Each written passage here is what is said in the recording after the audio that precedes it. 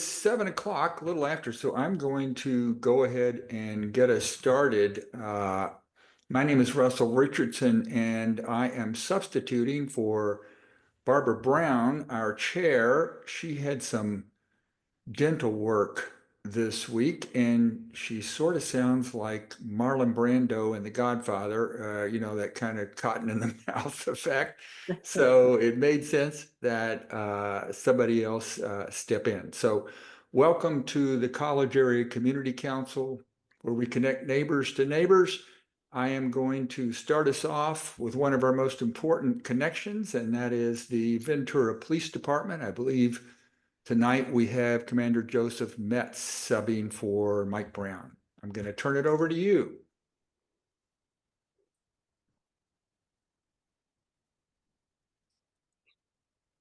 All right, everybody hear me? Yes. All right, well, thank you for having me.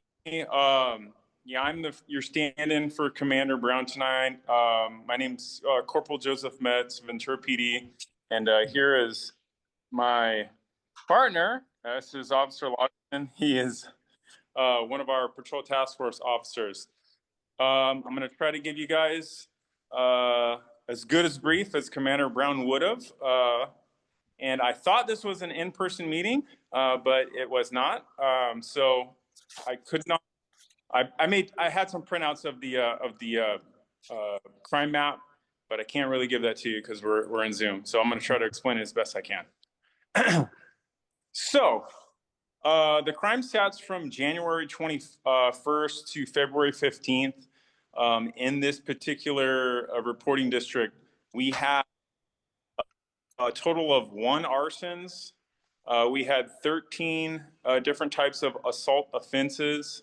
There was 3 burglaries or break-ins, 7 vandalisms of property or destruction or damage to property, 8 different drug or narcotic offenses, 1 fraud offense, 17 larceny theft offenses, 2 robberies, 1 weapons law violation, totaling 53 total incidences in this area. So I'm going to try to maybe hold this up so you can see. That's not really working out now, is it? Pull back a little bit. Pull back. Yeah. Yeah. That's great. There we go. Maybe zoom in on that. I don't know why it's blurry. There we go.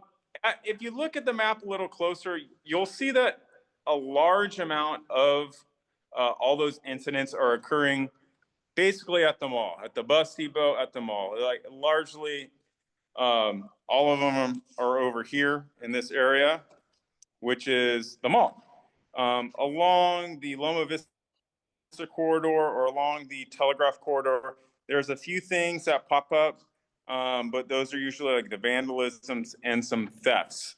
So all in all, this particular reporting district is very safe. There's not a whole lot of crime in this area, with the exception of the mall being, unfortunately, in your reporting district. And I have a little bit more of a breakdown of all the different offenses here that kind of gives us a better picture on exactly what we're talking about when we're talking about assault offenses, or we're talking about larceny, or we're talking about burglary. So to go through this, and when we say assault, it's usually a simple battery. It's just somebody strikes another person. There's no significant injury. There may be just like a complaint of pain.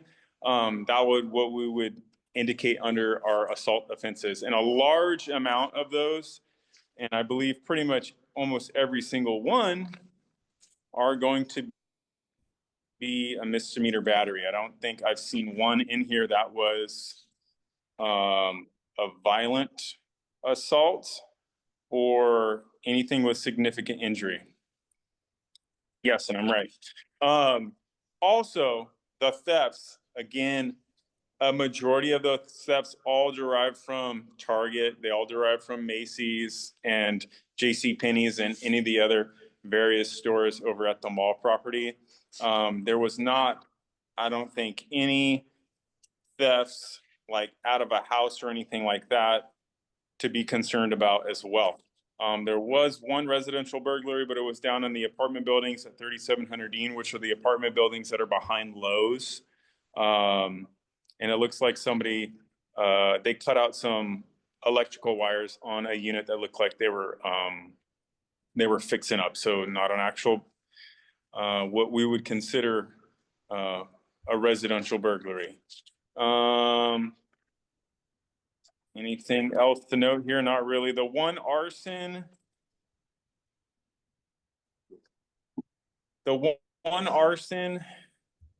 incident that came up had to deal with some vagrants that were setting up a camp at the old abandoned Ford dealership.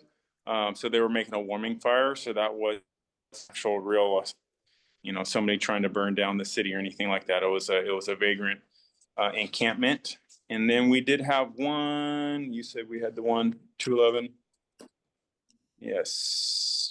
I'm looking at, there was one robbery, and forgive me while I'm going through this. There's like 5 different pages for me to go through it.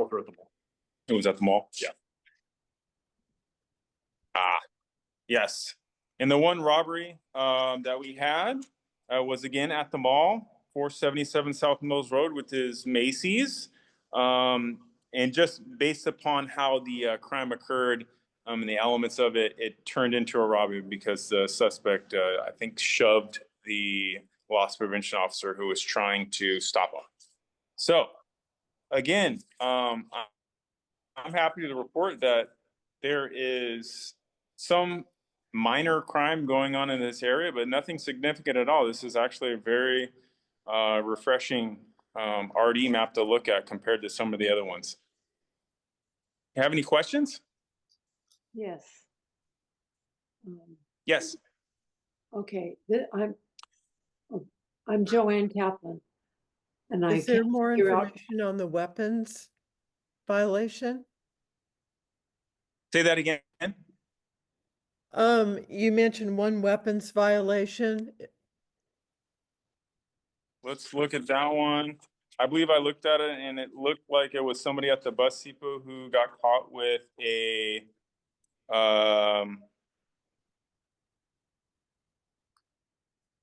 it was a juvenile that had a knife on school property Oh, okay. at Kaplan Middle School. Joanne, you had a question? Yes, I do. I have a question about, probably my annual question is, how do we control traffic on Dean Drive? In reference to speed or just the Reference amount basically of to vehicles that speed. drive on Dean? People drive much faster than the 25-mile speed limit. And I live about a block up east from Camino Real Park. There's a sign on the next house next to me that says dip, slow down, dip. And people just barrel over going towards the mall and going east. They just speed. So how can we slow it down? The speed limit is set at 25. We'll not be able to change the speed limit, but Right. what I can put in a request to our traffic division to do some extra enforcement in that area, and I can also email and let all the officers that are working that area to frequent that area and do some traffic enforcement in that area in regards to speed. The To most, deal with speed bumps. What was that? What about speed bumps? They work So well in speed- Mexico. Yeah, right. we asked for that many years ago and we were told no. Well, that's the answer. Why So, bother with all the other stuff? but maybe we should ask again. Yeah. I don't know. Yeah. I think so. Most of the Yeah. traffic So- is around 8 o'clock to 9 o'clock in the morning when people are going to work and going to school. And they're going up to Elmhurst or high school. And then later in the afternoon. And I'm aware of it because I go out and that's my favorite time to garden. Early in the morning or early in the evening when it's nice and cool. And so I think it's going to be quiet and it's not.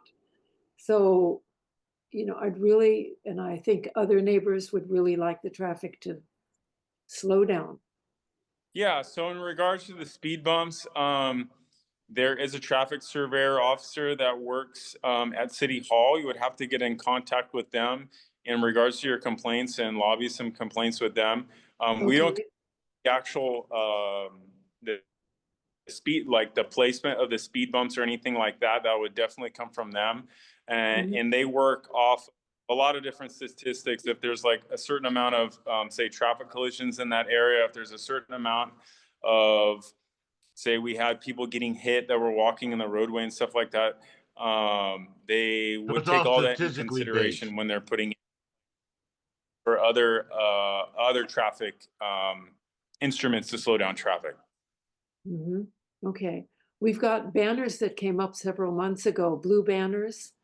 I don't think anybody looks at that. It says like, love your neighborhood, or, a nice thought, but I don't think anybody looks at those signs, those banners.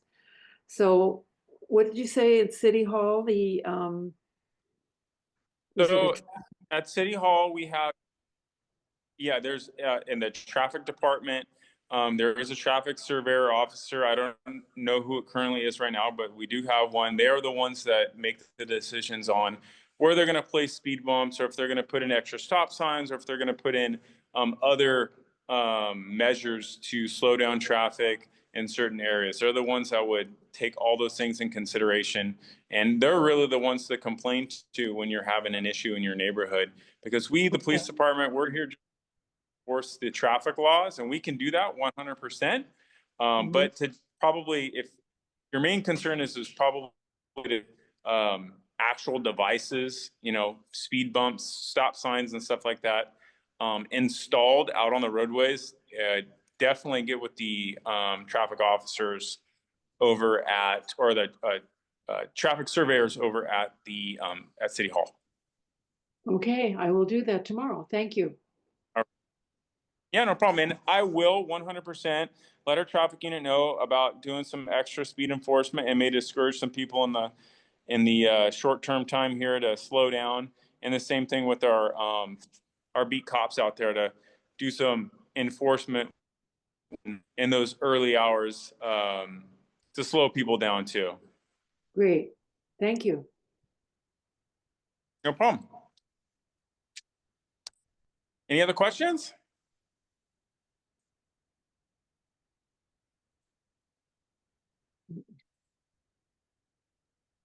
More questions?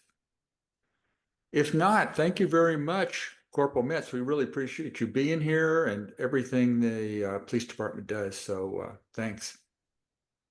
Absolutely. And feel free if you guys have any concerns that come up later. I am one of our Beat 3 coordinators, and you guys live in Beat 3. This is my responsibility.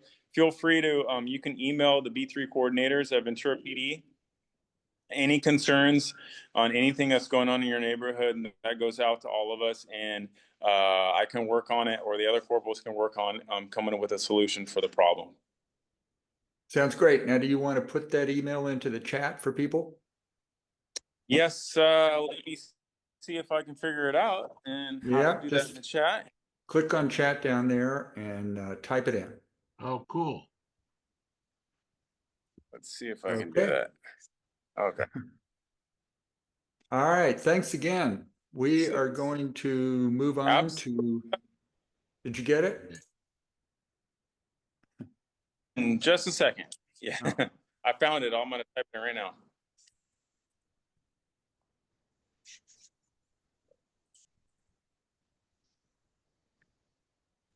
Let's see.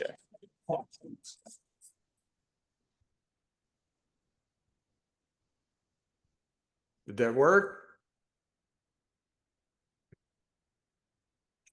Yeah, I'm putting it in now. Okay.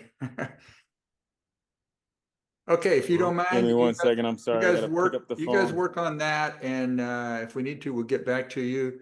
I am going to move on to the next presentation, which is Senator Monique Limon. We're always honored to have our representatives here. I don't know if she's here or someone from her office.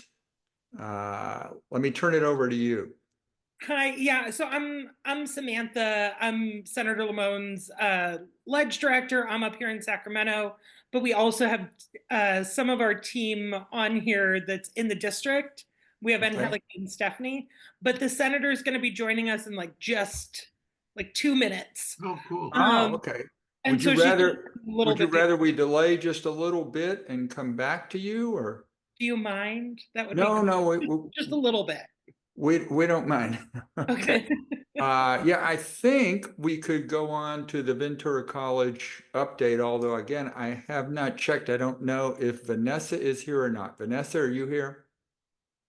Great. Would you mind going ahead and giving your report as we wait for Senator Limon? Yeah, that's absolutely fine by me. Great. Let me go ahead and pull up my presentation so I can share my screen. And I just had it up and it just went away. So give me just a second here. Oh, here we go. Perfect. I will go ahead and share my screen. How is everybody? Sorry I was unavailable last month. We had a lot of things going on here at Ventura College, but let me actually fit my screen there. So wanted to present a few things happening at Ventura College. We have a lot of, oh no, it's there we go. We have a lot of exciting things going on and I'm looking forward to sharing. So, last year, right before the wrap up of College Area Community Council, you may remember, we sent out some invitations to the local community.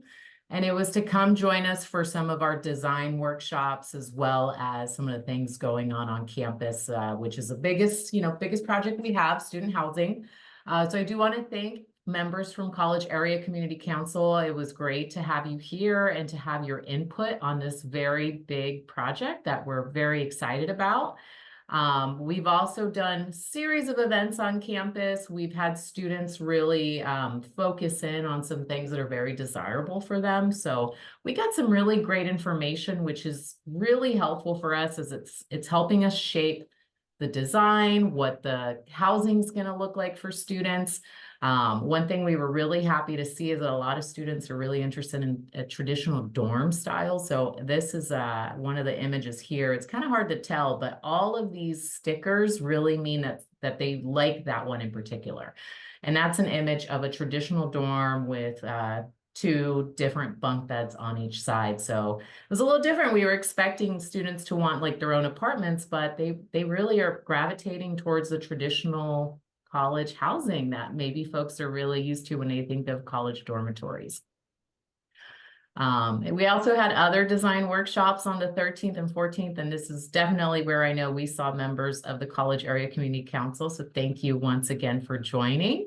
And so I did want to share a bit about the location because it's changed a little bit since perhaps the last time this was presented. Originally, we had said that in this area that says phase 2, which is currently where the pool used to be. We were looking at putting our student housing there, but that's changed. It's now going to be right where the parking lot is on the other side from that, where you see here the phase 1. So that's just changed. We are going to plan to put parking where the pool was. So it's kind of flipping it around. We're not taking away any parking spots either. The number of spots in this area are the number of spots that will be in this area right over here. And you can see it connects really great. Over here is a football field, the sportsplex, the tennis courts will be unaffected. And there's a really great pathway here that'll take you from the dorms on campus to the other side of campus. And then over here is our Child Development Center. So it's going to be from Telegraph as you're heading west. And I do have a really exciting thing. These are new developments. So this is the first time I've gotten to share this with College Area Community Council. But these are some of the renderings that we've received on the student housing project from our architect. So just as of this week, today, we had another meeting So this would be the view if you're standing at our Child Development Center, looking towards campus, the main part of campus, like the administration building. This is what this is one of the renderings of the student housing project, and these areas here with the glass, which is nice, will be common areas for students. And it's this V-type shape. Maybe it's a V for Ventura. I kind of like that a lot. But this provides a great area for students who will be living on campus.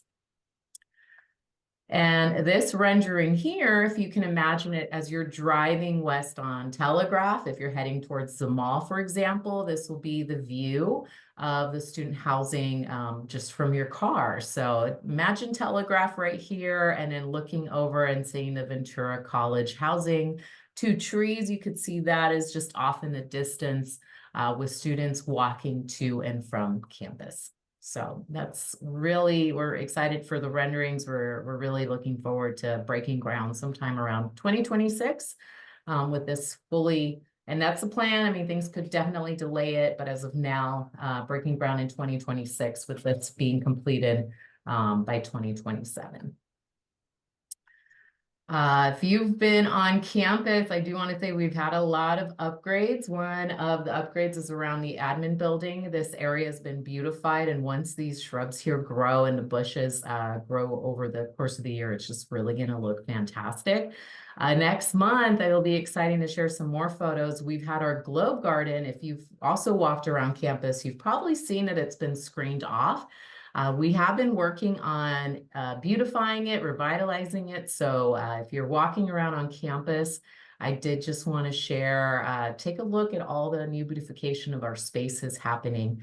We've been spending a lot on trying to, a lot of time, and our M&O staff's been just fantastic getting it beautified on campus. We do have some wonderful upcoming home games. We always love to invite our neighbors to come and join us. They are held during the day, so none are coming up in the evening for some home games, but I did always want to share some of the ones we have coming up between now and March. So quite a few here. And of course, next week we have a wonderful event. We've actually, this is the 3rd year that we've held the Job Expo. It's so Wednesday, March 5th, excuse me. I can't believe it's already March. From 5:30 to 7:30 at our Applied Science Center. So it's a beautiful building that faces Telegraph. We're going to be, we're actually going to host our 3rd ever Job Expo. And essentially what that is we have human resources as well as folks from around campus join us to discuss some job openings that we have here at Ventura College, but also some job openings that we have throughout our district, because we are a 3-campus district. So we have Oxnard College, Moorpark College, and our district office. So they talk a little bit about the process, how folks want to, advance, whether they want to become a faculty member or they want to work in student services as a classified member. We'll have people who work at our college there to answer anybody's questions, or you can pick their brain. But it's really a wonderful opportunity. So if you know anybody looking for a job or a career, it's a great place to send them to, is our Job Expo. So again, that's next week on Wednesday at the Applied Science Center. And we're also going to have a couple of tables for anyone interested in applying. So if that's an interest, definitely send them our way. The last final 2 things I wanted to cover is we have some upcoming performances. Hopefully you saw my note about Wadada Leo Smith last month. Oh my gosh, or earlier this month.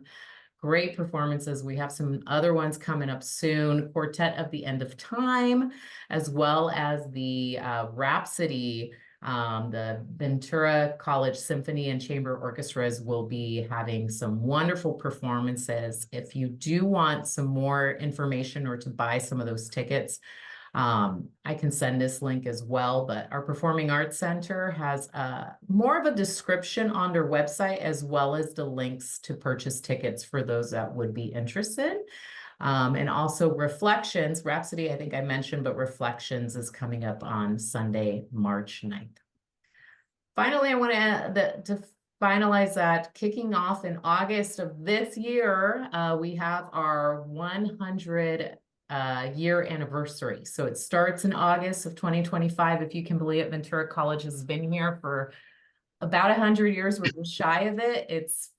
I'm in charge of the Centennial Planning Committee. We have some great things coming our way. And if you're interested in either getting involved, if you're an alumni yourself and would love to take part, I would love to invite you at one of the websites that we have is our foundation created this website regarding our 100-year anniversary. So if you'd love to volunteer, come to one of our events, or just stay connected with some of those events happening, I would love to invite you to submit some information, and we'd love to have you. We're having some time. We're actually doing decades around campus where we're going to be putting up some items that we've collected over the years to display in different locations. And we also have some other things that I don't know if I can share just quite yet, but it's really great. But that will be starting this fall, August 2025, ending with the graduating class of 2026, which we hope to have just a really big send off of the 100 years. And that's it. And anybody has any questions, let me know. I know we have a very exciting guest up next. Vanessa, could you put the link to the 100th anniversary information? Yes, absolutely. In the Did you want me chat. to drop that in the chat? Please. You've got it here. I'll stop my share and I will get you that link.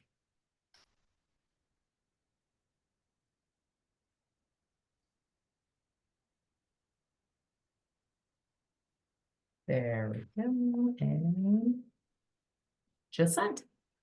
Thank you. Vanessa, I found that fascinating that the students were leaning towards dorm style versus apartments. Did you talk to any of them? Did they share any of their thoughts about why that is a more attractive option for them? You know, the staff certainly did. A lot of the feedback was that there was like images that were shown for students, like one with like an apartment and others with like the dorm styles. And students, one of the most common themes that came up when they gave some feedback was community. The dorm room really felt like you had somebody there with you, there was community in it. And then when it was just an apartment, some of the feedback that students got or gave us was that it just felt like you were really like kind of separate, alone. So it was more of like very positive feedback of having like a shared dormitory, whereas the other one just felt a little like you're on your own little island. So they really seemed to gravitate towards that. That was a lot of the feedback that we received. And those were, that was really eye-opening. We really enjoyed a lot of that. They've been really helping and guiding us in terms of styles that they like. And so getting that feedback for us was really important because to us was really great because that also means that we can provide more beds. If we can do dormitories, traditional style, it allows us to have more beds. So Yeah, great news for us. great. Thanks. Yeah. Other Russell, there's a questions? question for Vanessa in the chat. Okay. Yeah, that is a great question, Veronica. So the question reads, for the student housing, can you share if students will have 1-year leases and what the likely rent would be? I can't off the top of my head, but it's an affordable rate, very affordable rate in terms of rent. And for the kind of lease situation or anything like that, I don't have that information currently. I know that's still in the planning phases. But Veronica, that's a really great question. If you would like, trying to think. Don't have the answer to that now, but perhaps at the next meeting, I can try to see if I can get that information. But right now, just we don't. But no, the rent, I can bring that as well. But I know we've shared that it would be very much an affordable rent for students. So, yeah. Other questions?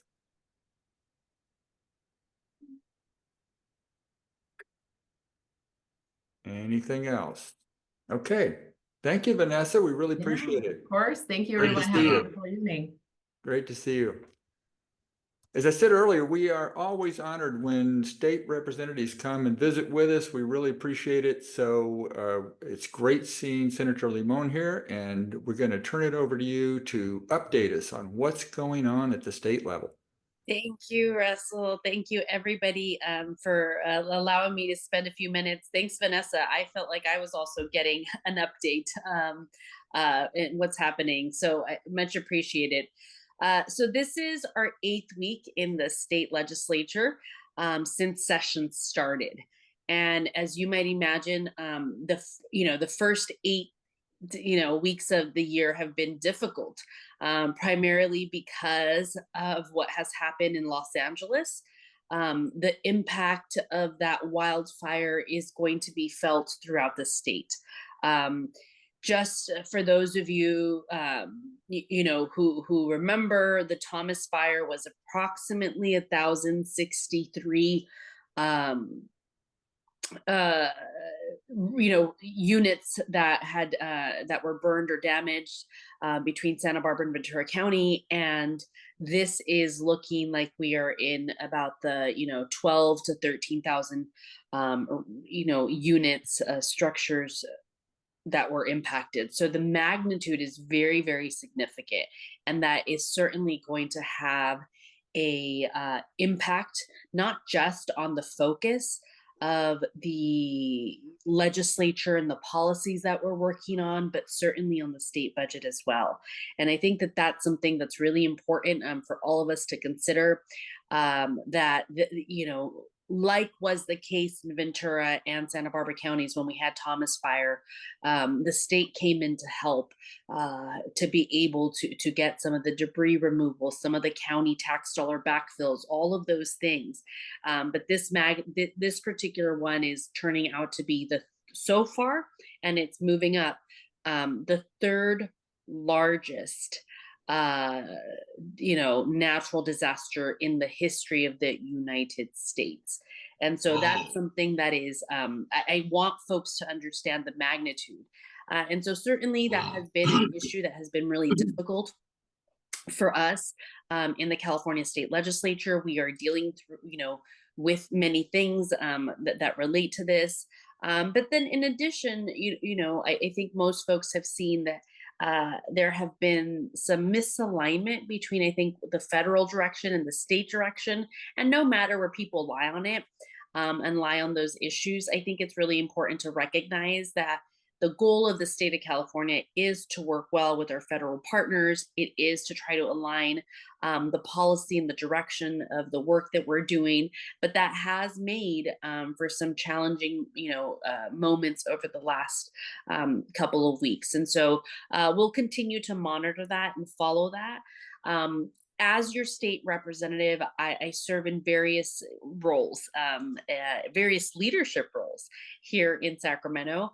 I do join you here from Sacramento today. And that includes being the vice chair of the Legislative Central Coast Caucus. It is a caucus with Senate and Assembly representatives from Ventura County to Santa Cruz County. So Assemblymember Bennett, Assemblymember Irwin, and Senator Stern are also part of the caucus.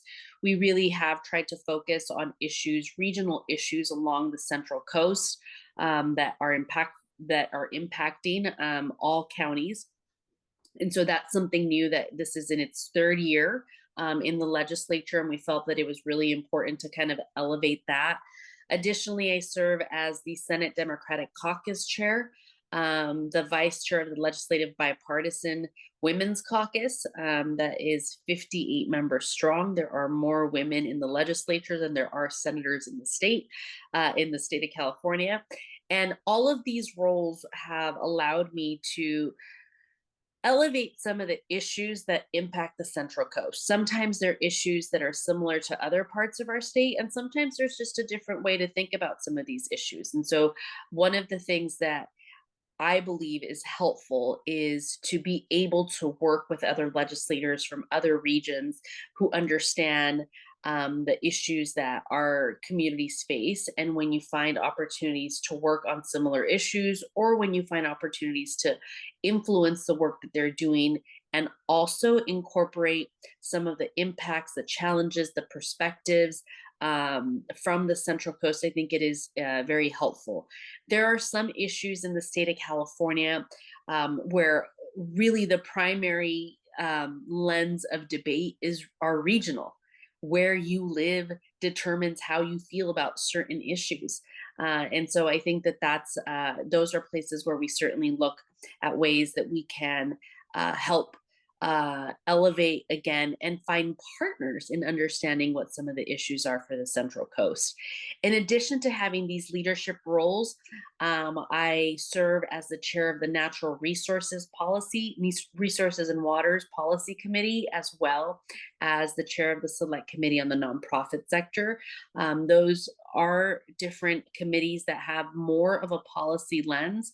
Our area, Senate District 21, is rich in nonprofits, and so we've worked a lot with our nonprofit community, and also recognizing that government alone cannot solve for all problems, and needs our nonprofit partners, our private partners, our public partners to be able to solve for some of the challenges that we see. Over the next few weeks, members are going to be introducing their bills. They've introduced a lot of bills. I will say that one of the questions I get often is why, are there such a high number of bills that are introduced in Sacramento? You should know that only about a third of the bills introduced make it to the final finish line. We do lose a lot of the bills in the legislature. Some of those bills look at different policy lens. Some are budgetary lens. Some are statement pieces, meaning if you don't have a bill, you don't have a conversation.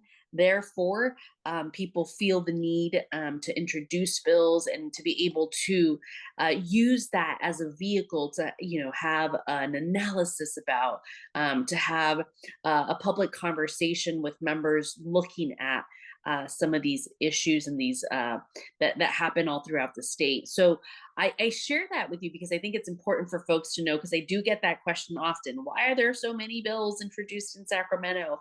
And I want folks to know that there really is a purpose to these, including just having conversations alone.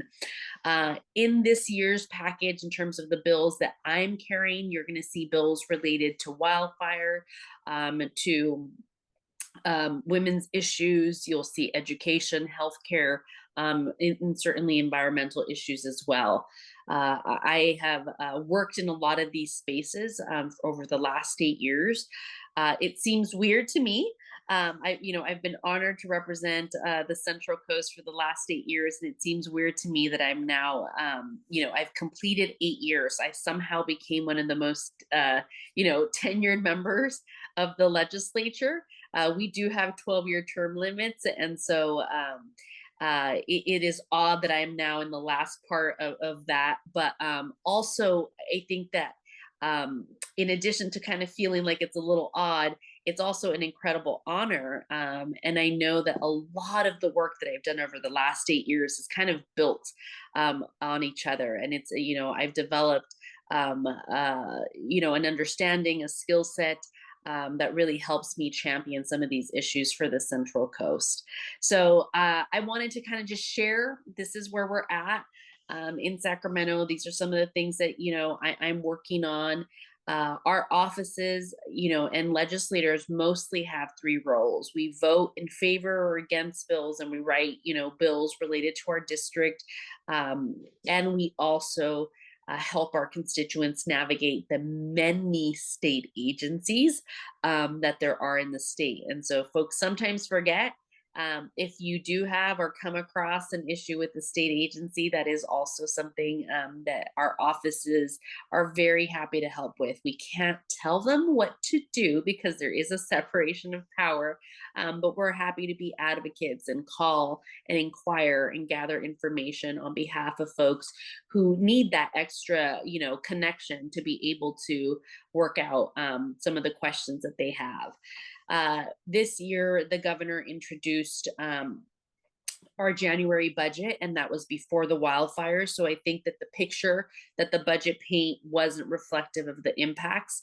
We're all going to look to the May revise to see what that is. But last year we were at a deficit. This year we're expected to be at a deficit as well. And so that will impact some of what we can do in the district and some of the issues that require budgetary investments. I'm happy to see that we have some of our own elected officials here on this. I see Doug is on as well. Hi, Doug. How are you? And so one of the things that is, that continues to be important to me is also that connection.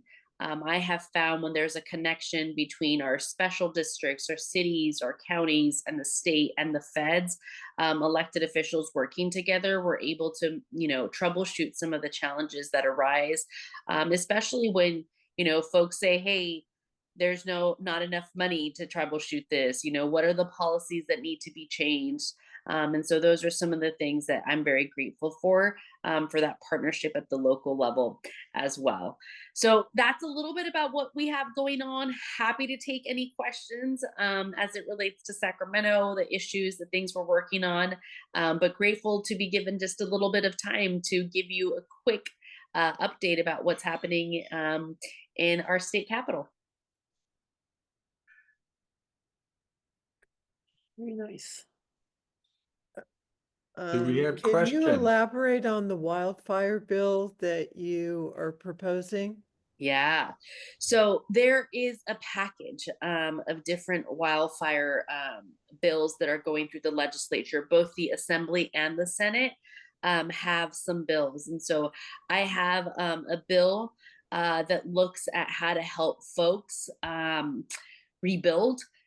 This is actually something that the County Board of Supervisors for Ventura has been asking of us. The building homes process is different when there is when someone's been impacted by a natural disaster or where there's an emergency declared versus the regular process.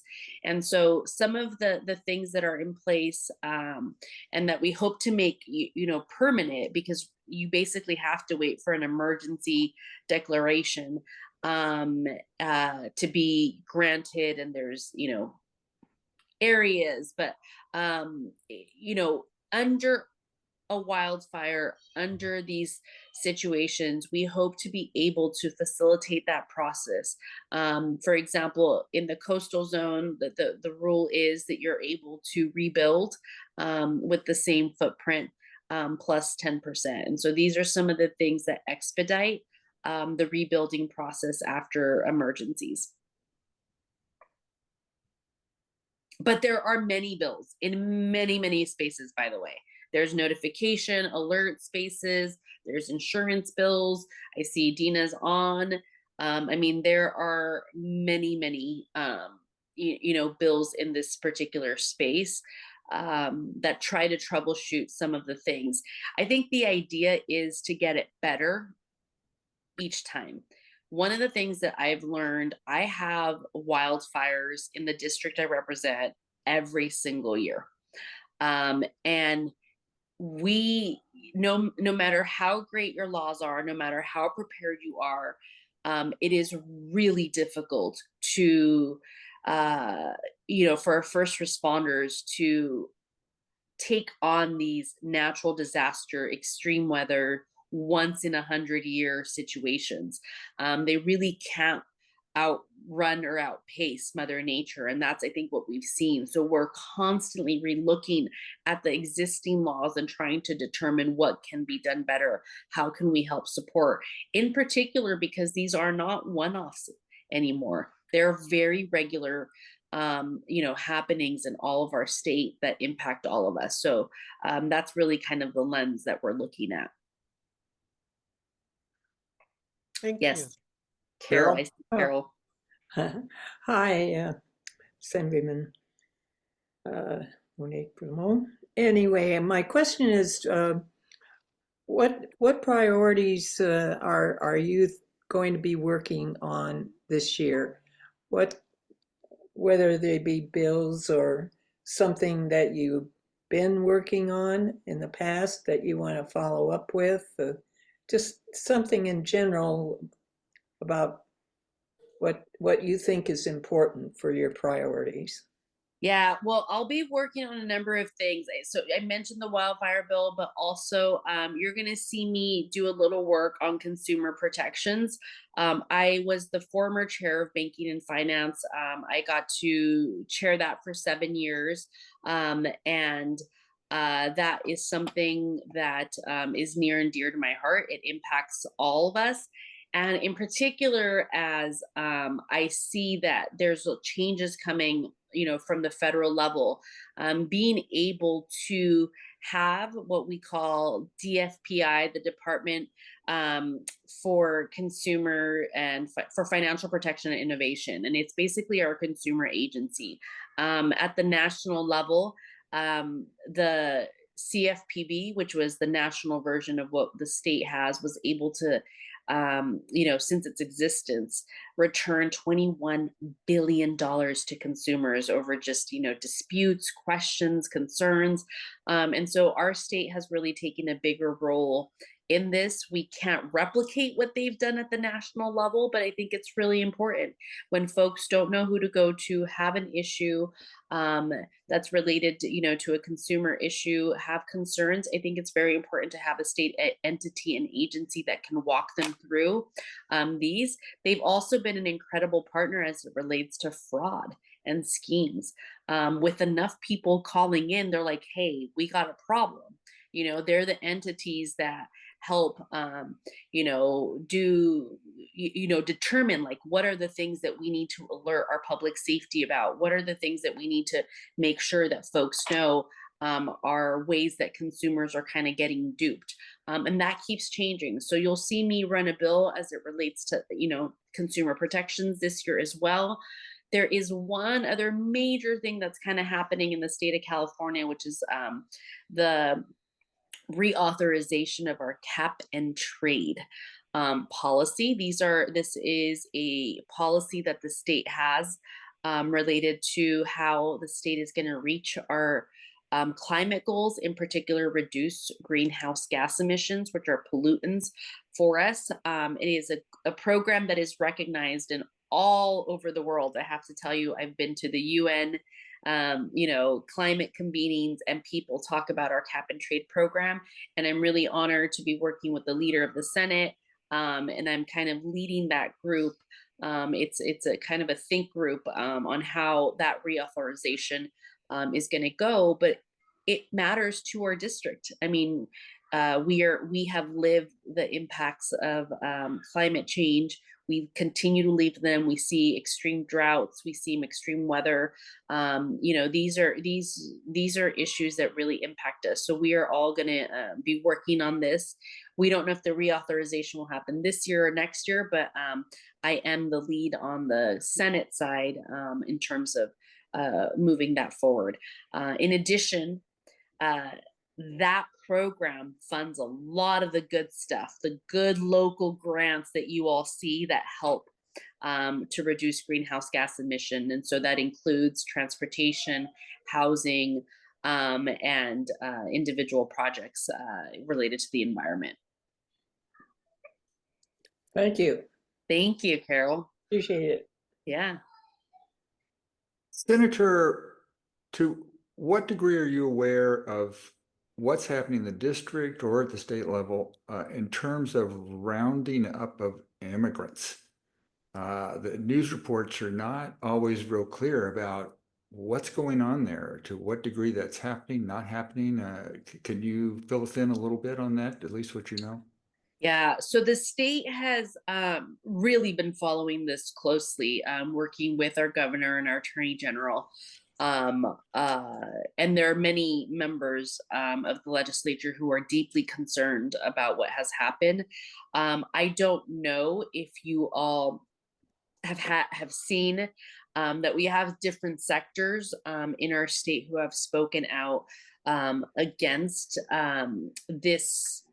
Again, I mean, have spoken out supporting kind of our immigrant community and making sure that, people understand that there is deep impacts. We think that the 3 sectors that would be most impacted in the state are going to be agriculture, tourism, and the service industry, and construction.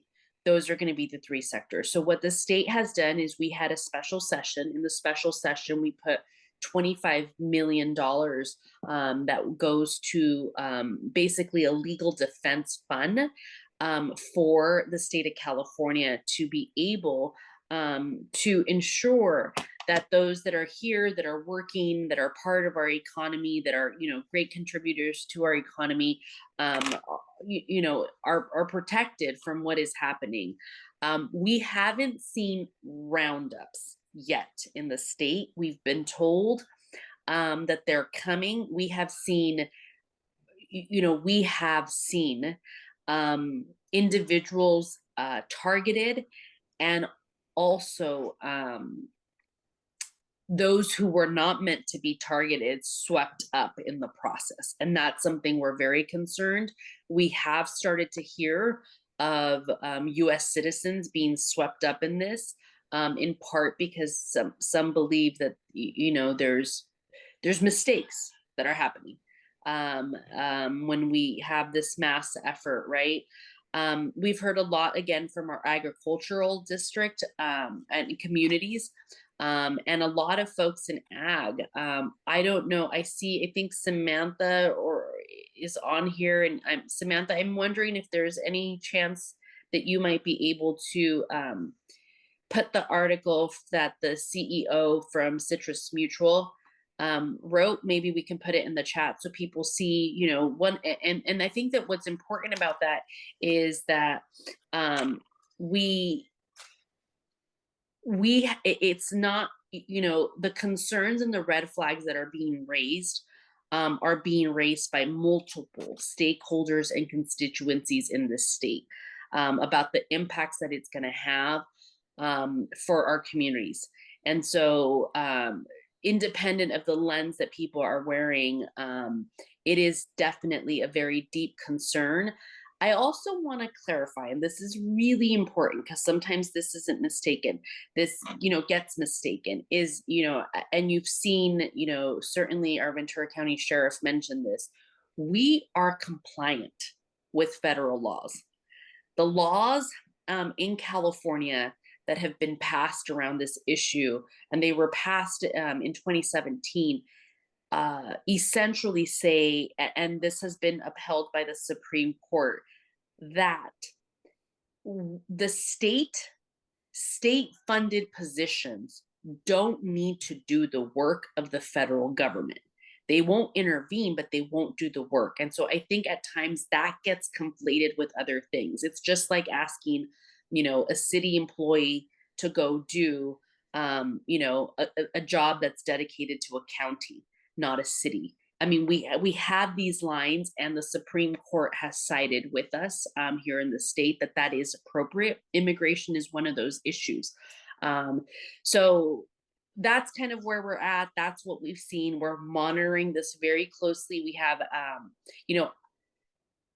I can tell you that as a representative, this, I have seen more people, approach me, share with me what is happening, with truly a deep sense of fear, tears in their eyes about what this could mean for them. So I also want, there is a very real and important human side to this that is also of great concern. Other questions?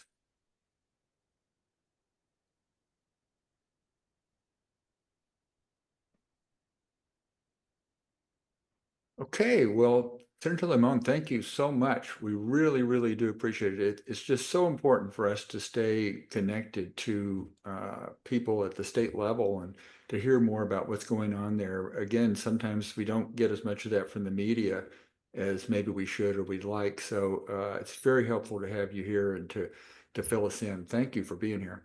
No, absolutely. Thank you for giving me the time to give you an update.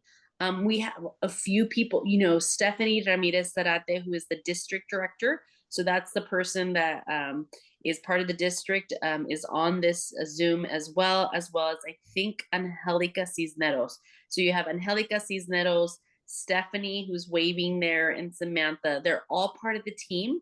I have 4 offices, one in Oxnard, one in Santa Barbara, one in Santa Maria, one in the capital.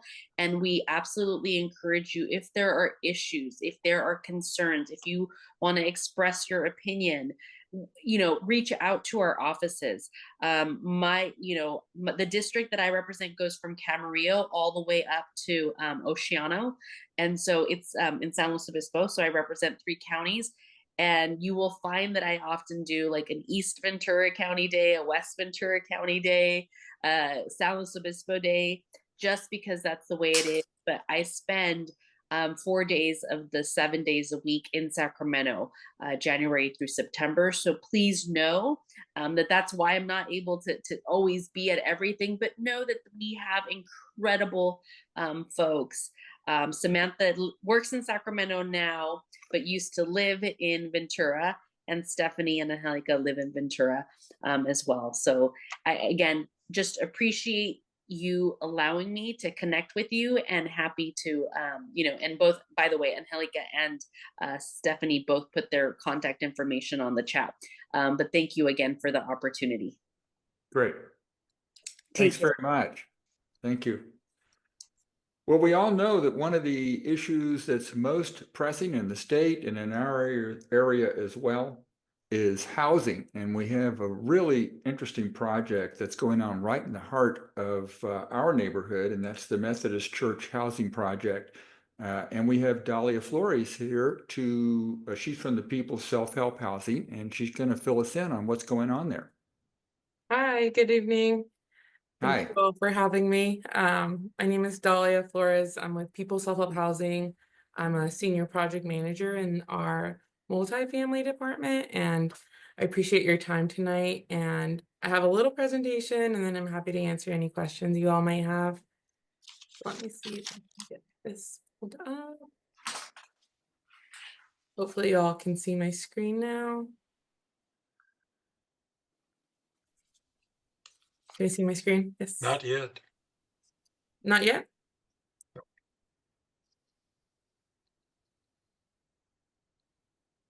How about now? There we go. Okay. Coming up. There you go. All right. Let me just get myself situated. Sorry, my screen went really small when I was able to share. Okay, so once again, my name is Dahlia Flores. I'm a senior project manager with People Self-Help Housing. I've been with the organization for about 7 years now, and it's been a pleasure to be a part of the People's team. And I'm happy to be here tonight to talk to you all about our College Community Courts project. And then just really quickly, I believe someone's been able to share with you all before, but I always like to give a little intro in case anyone's not familiar with our organization. People Self-Help Housing will be celebrating our 55th anniversary this year, which is really exciting. We originally started as a single family developer. So we would work with sweat equity to let people who otherwise may not be able to afford purchase a home, and we've been able to grow into multifamily. So this little slide has a couple stats as to what we can, or what we do. And I'm sorry, my screen froze. There it goes. And and our mission is to provide affordable housing as well as services. Services are based on site and are free to anyone who lives at our properties. And we work on the Central Coast, so we serve the San Luis Obispo, Monterey, Ventura, and Santa Barbara counties. And then, as mentioned here, we are a one-stop shop or vertically integrated, which basically means we are the developer, We are the owner. We hold our properties. It's in our mission to hold on to these properties and keep them affordable.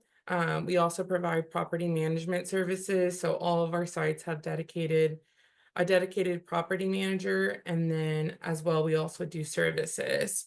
And here's a little bit more info as to what these services look like. As mentioned, they are at no cost to our residents, and they are provided by dedicated staff, which includes service coordinators, as well as therapists and counselors as a property may need. So each property will have services, and we like to see what the community needs. So typically we can do like education services or after school programming. We have like a college club. We also have social workers that will come on site and help families through anything they might be going to, which we always think is a good thing to provide to anyone who may need.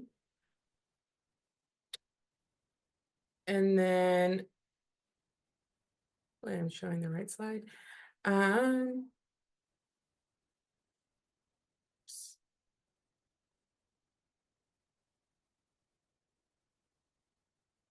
Can you still see my screen? Sorry, my internet's being a little wonky. Yes.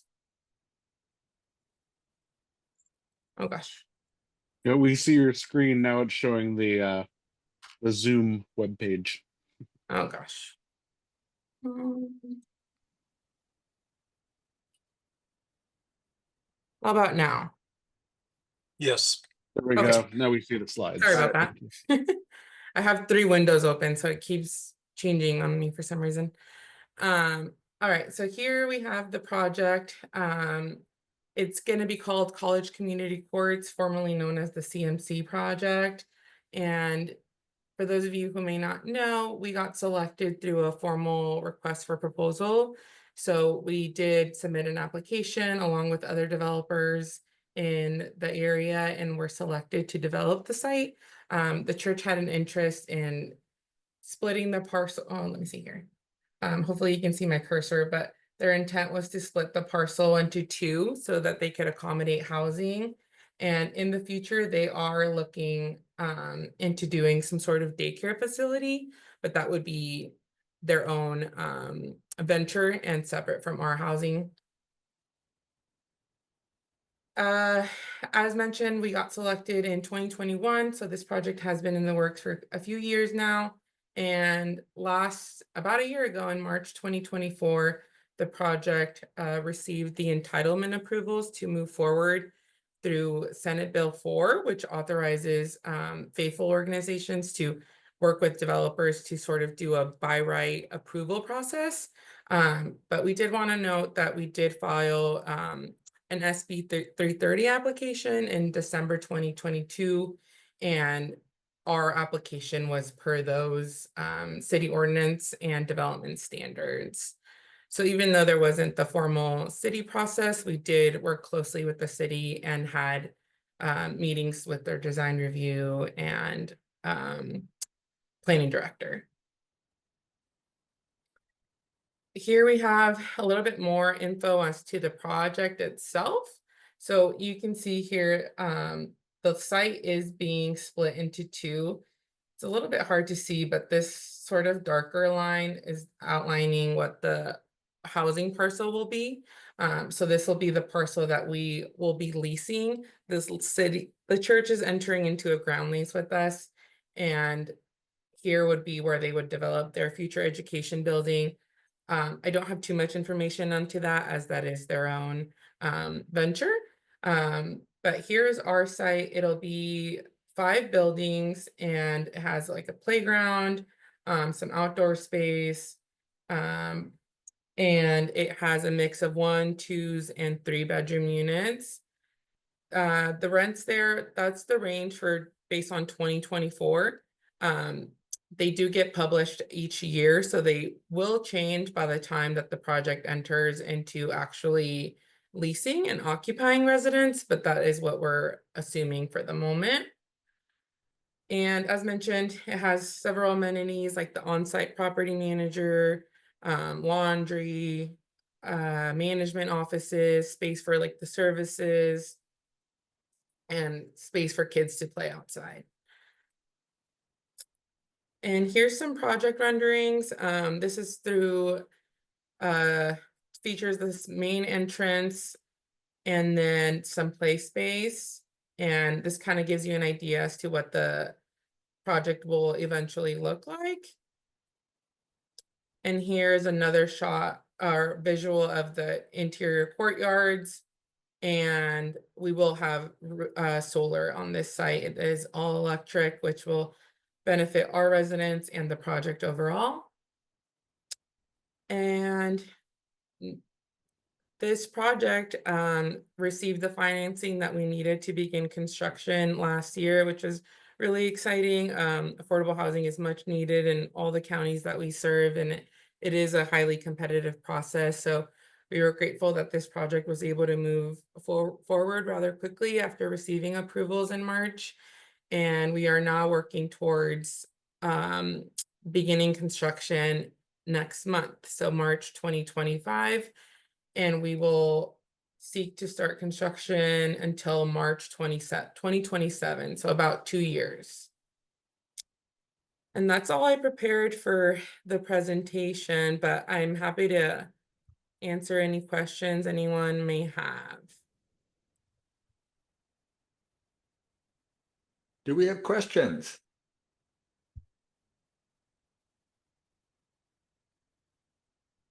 Any questions? Yes, Dina. I'm sure the question was addressed, but I might have not heard it. For this project, how many residents are planned on occupying this project? Yeah, so it's 57 units, and so typically it's about 1, 2, 3 people for one bed, and then so on and so forth for 2 and 3. So I don't know the calc offhand, but it's 57 units ranging from 1 to like 4 or 5 people per unit. I could do the math and share, but not that good.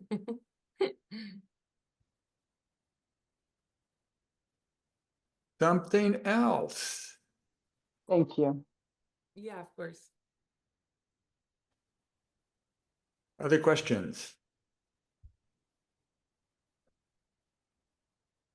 I feel like I should have a question, but I don't. I guess my big question is, do you have information on when you're going to break ground and how you're going to mitigate kind of the construction traffic around Telegraph and Baylor?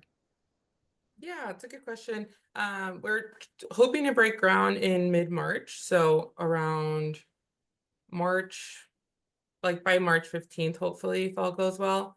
And it is our intent to keep traffic where we need to keep traffic, but we have looked into this and we don't anticipate it creating much more noise in the traffic area. The main road there across Telegraph wouldn't be is one of our entry points, but we also, as mentioned, have Baylor. So it is our intent to develop that parking lot. Let me see if I can pull up the slide so you can see.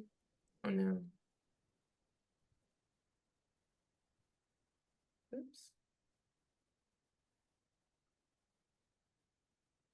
So this, hopefully you can see my cursor, but our plan for construction is to develop this parking aisle here, or this driveway, sorry, so that we can utilize that throughout the course of construction. So we're trying to plan this strategically. We do know it's an infill site in a neighborhood, so we are trying to be mindful of that as we work. But we don't expect it to create nuisance or anything like that. And we're always working within the allowable hours, and we're happy to, hear any ideas you all may have. I'm the project manager, so I'll stay with the project, and our construction team is also in-house, so they're very responsive, and I would direct anything to me specifically, but we work very closely together.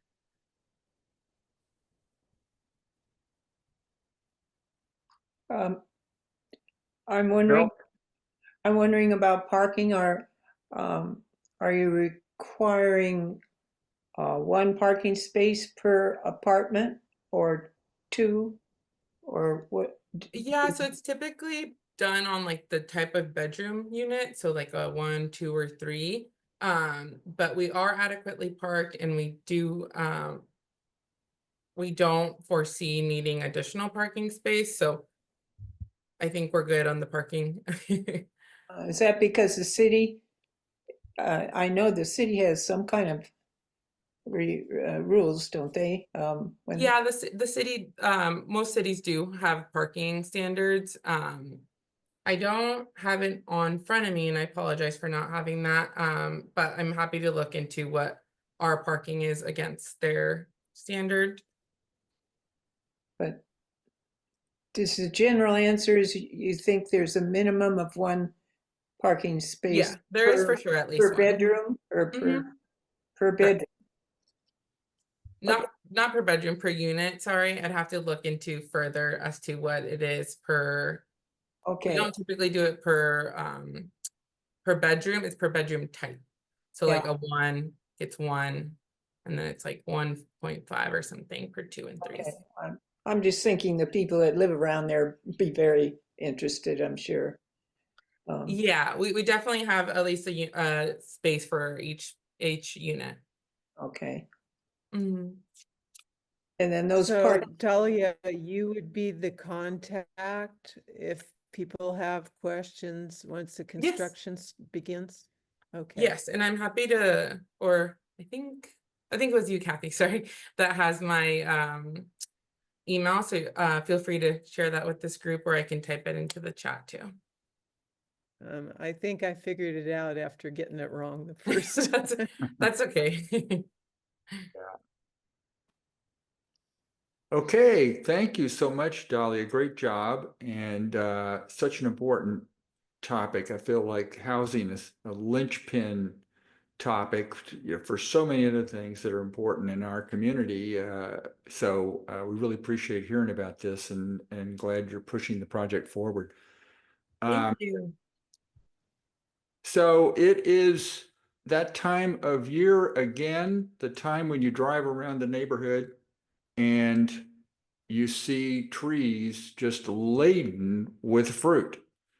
There's this tree in my neighborhood. It looks like it must have 50 oranges on it. It's so huge. And the tree in my backyard has more than I think than it's ever had. And I'm saying all that to lead up to our gleaning project, because we all know that a whole lot of that fruit that's on those trees is going to go to waste.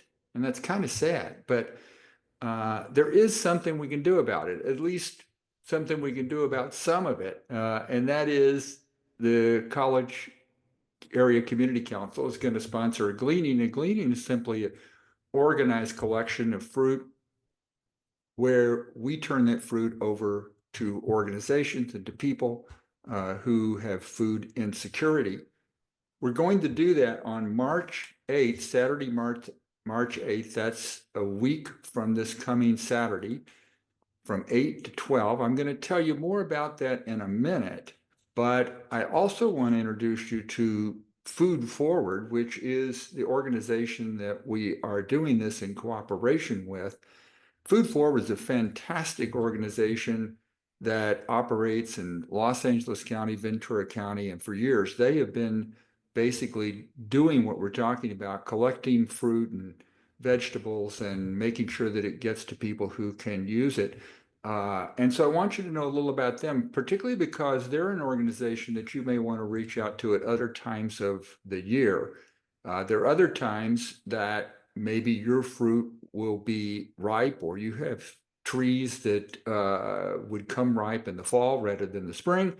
If so, you may want to reach out to them at that time. So I'm going to turn it over to Chris Whaling, who is the senior coordinator for the Backyard Harvest Program. And he's going to tell you about Food Forward, and then I'm going to come back in and give you more details about our gleaning. Chris, you there? I'm here right on Great. schedule. Thanks, Russell, for that introduction. Yes, I'm Chris, Senior Coordinator with Food Forward for Ventura County. Did almost about 500,000 pounds last year in backyards that were donated through volunteers and homeowners like yourself and other fruit donors. About 500,000 at farmers markets. We'll collect donations at the end, and then about I think 90 million pounds in wholesale in LA, and we've been partnering with the Rams and doing all kinds of great distributions after the fires this year. So all kinds of cool stuff there. A couple years ago, we did this do-it-yourself gleaning event. It worked out very well. Russell set up a table at Ventura College. We had passed out boxes ahead of time, and people just brought their fruit from their trees that they had picked. And we had lemons, tangerines, I think some avocados as well. And what's great is the Ventura College pantry's right there, and they can just pick up the produce and then distribute it. And they are very thrilled to be on board again this year to distribute to folks there at the college.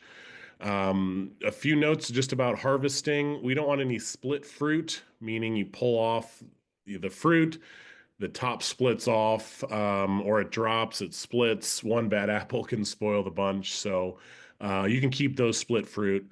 And we don't want any leaves in the box. There's a pest called the Asian citrus psyllid, and we've actually signed a compliance agreement with the CDFA. And one of the mitigations is removing the leaves before we put them in boxes to transport. The compliance agreement is mainly for bulk citrus, so we're not quite at that level, but we still want to remain in compliance with them. And then finally, no large stems. Same thing. It can split open the fruit, puncture the fruit, and we just don't want it to spoil by the time it gets to its destination.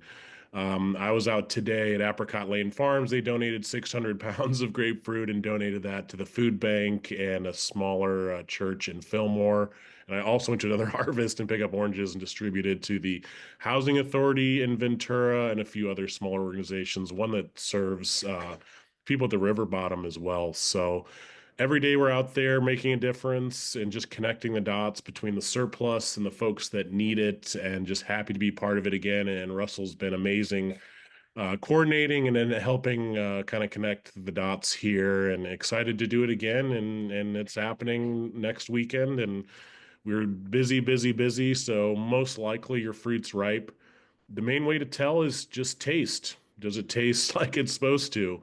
You could also see if it's fully colored and heavy for its size. You see stuff dropping underneath the canopy. That's probably a good sign that it's about time to harvest. But I've seen so many different trees in backyards and orchards, and at the end of the day, it's just really taste that is the deciding factor there. So I'm open for questions, or Russell, I don't know if you had anything else, but happy to be here and happy to do it again.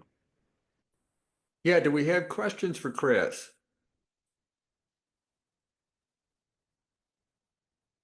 Well, I have one. Sure.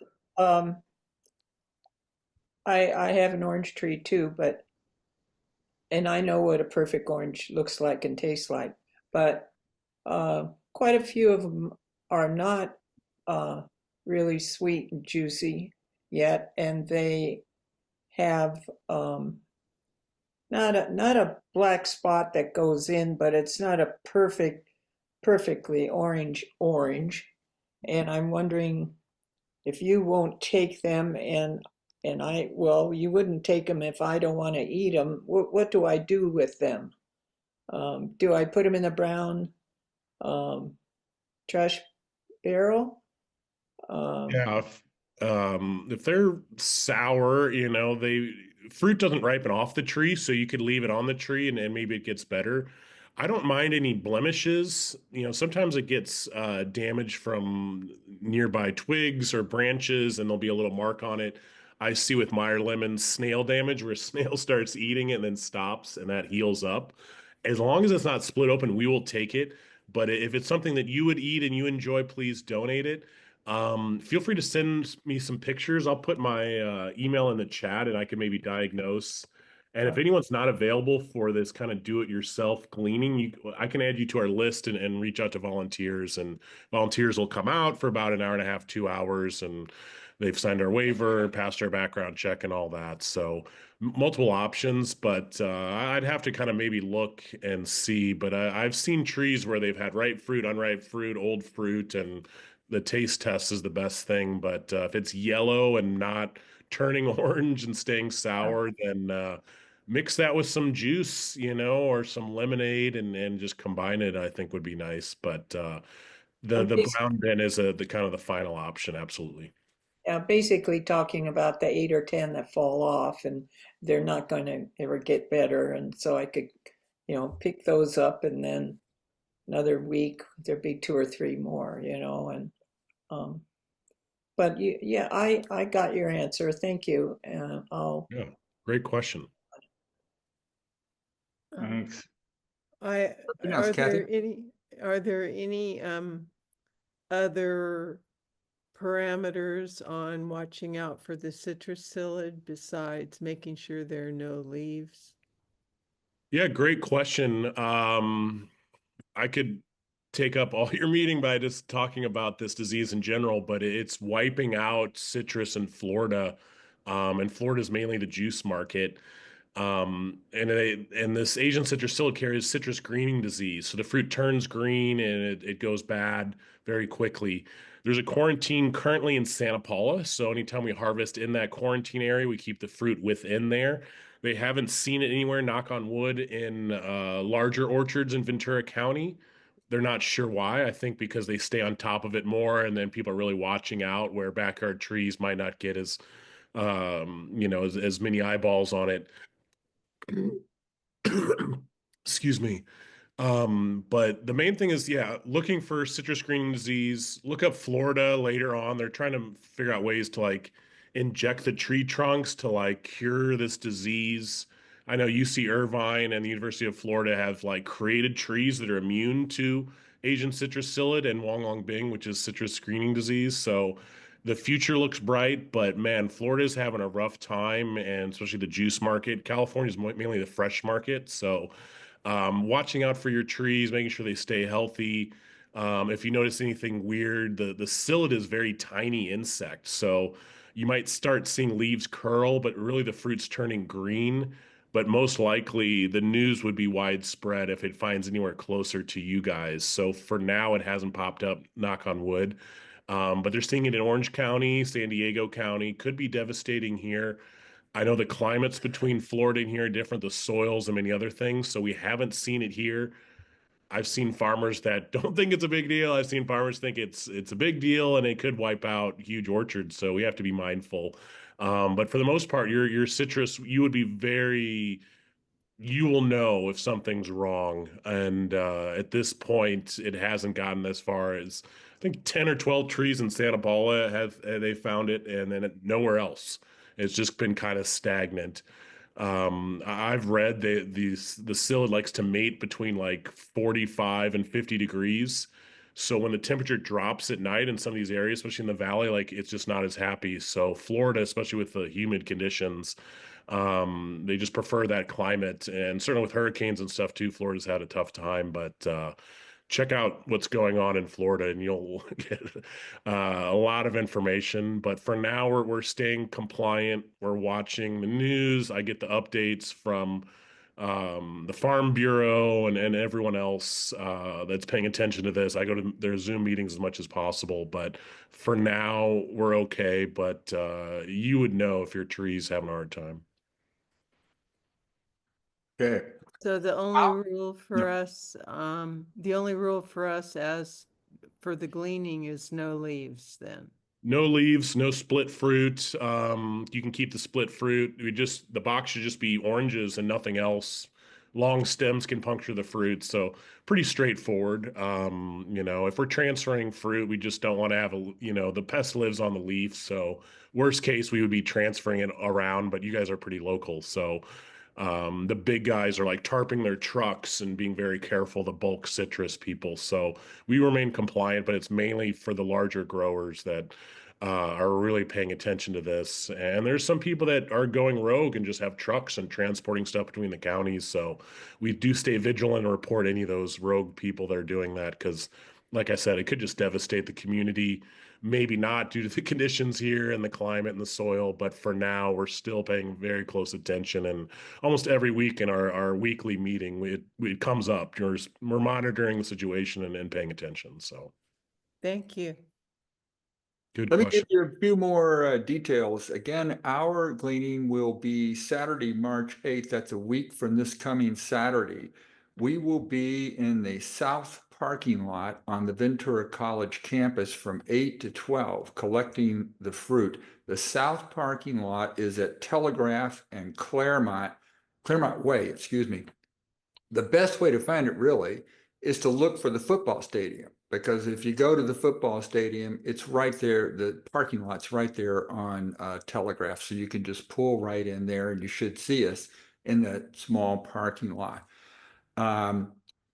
We are offering this time to supply boxes to you if you need them. I mean, some people, they only have enough fruit. They throw it into a grocery bag or a couple of grocery bags and bring it over. That's great. But if you have a fair amount and you want to throw it into a box or boxes, Food Forward has some really sturdy boxes that are great for collecting fruit. And we would be glad to bring one by to you on Friday so that you could either pick the fruit on Friday or pick it Saturday morning. So if you're interested in that, I'm going to put my name and contact information in the chat. But also, if you would just put in the chat that you would like a box and put your name and your address and your phone number in case we have trouble finding you, I'll put you on the list and we'll bring you a box or boxes on Friday, the day before the gleaning. I also wanted to mention that, as Chris mentioned, we've worked with the Ventura College Pantry for years, and we do canned good drives every so often. If you don't have fruit trees, you could bring by some canned goods. Next time you're at the grocery, just get a few extra things, even if it's just a few cans, drop those off, and you can be part of the effort that we're making to fight food insecurity, because we'll turn that over to the VC pantry. Let's see what else I've got here. I think that's it. What kind of questions have we got?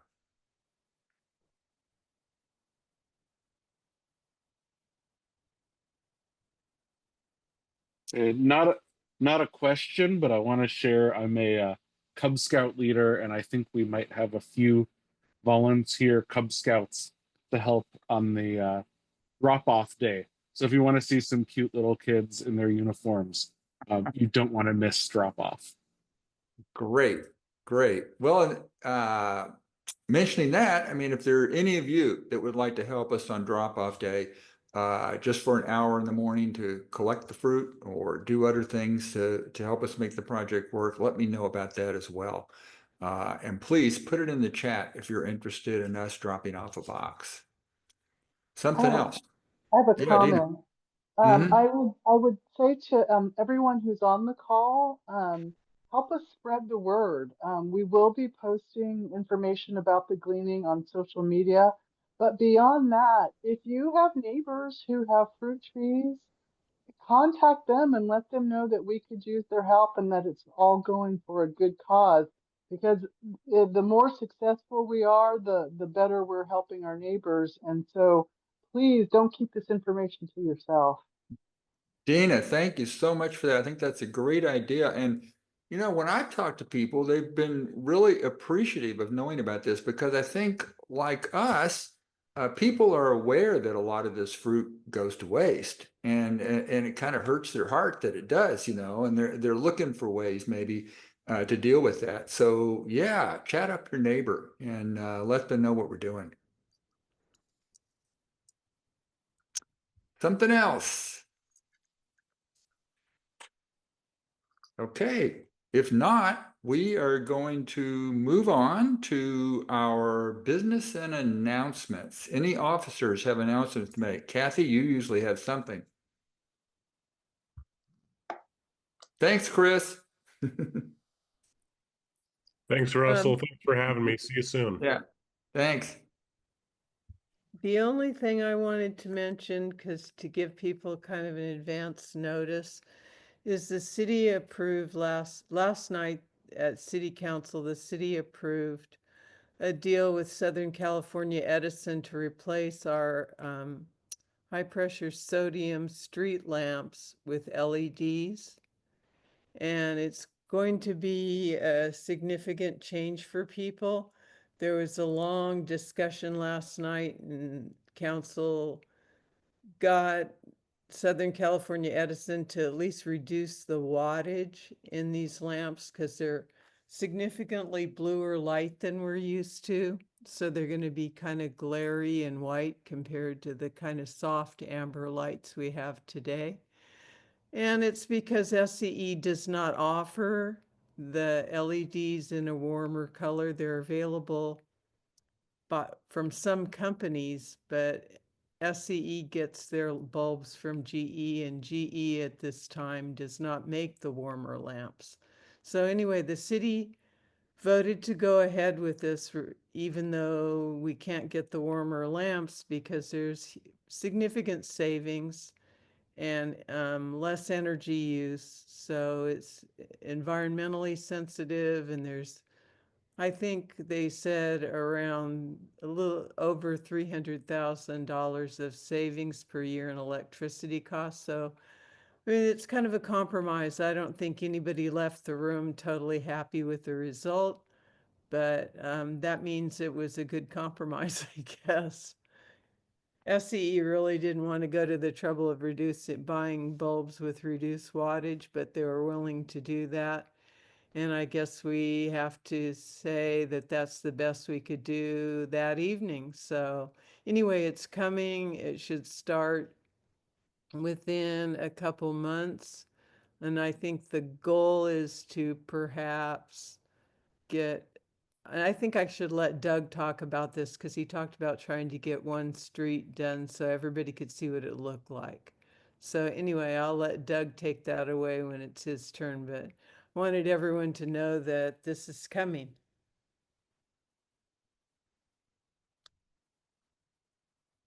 Other announcements? I guess I could share. I'm everyone. If you don't know me, I'm Eric Rosenberg. I'm the treasurer, and I offered. I said I'd be treasurer again next year, but I also offered to take on a role more focused on our digital media, our website, and online advertising and such. So if anyone wants to be the treasurer, I would be totally happy to hand that off and teach you everything you need to know. It's mostly on autopilot now.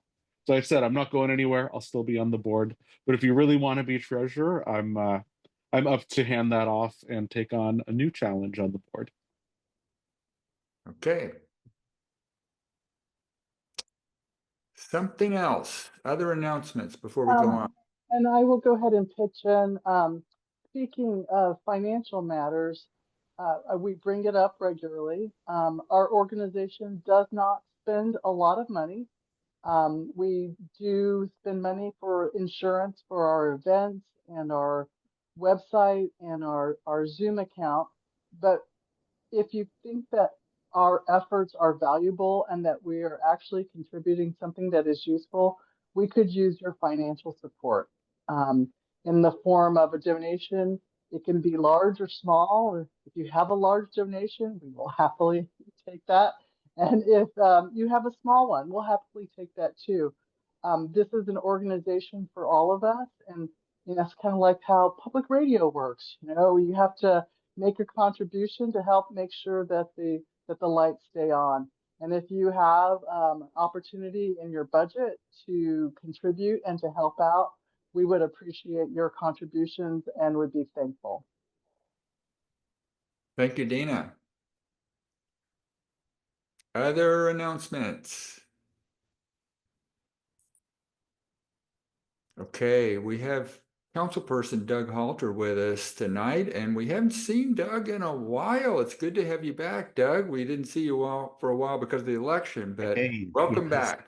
Well, great. Thank you so much. It's great to see everybody, and good evening to everyone. And yeah, it was quite a campaign season, and it was interesting. It was fun being out there and meeting people, more people than I've been able to meet in the last few years. So that was really exciting. One thing for sure that I got first out of and I'll get to some of the issues. And Kathy, thanks for referring to me, and I'll give you an update on what I saw being at the dais as well about lighting.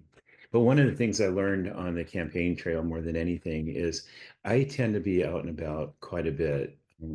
But I realize that there's a lot of people that really just don't have the information. We just don't have a lot of good outlets for the information that's going on. And there's a lot going on. And so I've taken it upon myself to go out at least once a month and have a meet and greet. And we started off with Get the Scoop at some of the ice cream parlors, and mainly because having been very honored and humbled to be elected as the deputy mayor for the city of Ventura, and having Jeanette as the mayor, we both have a lot of similar goals and things we want to do for our community. And one of those is going out and meeting people and answering questions, hearing from issues and ideas that others may have. So our first meet and greet that we did together was in January at McConnell's Ice Cream. And then the last one was on Saturday over at Coastal Cone.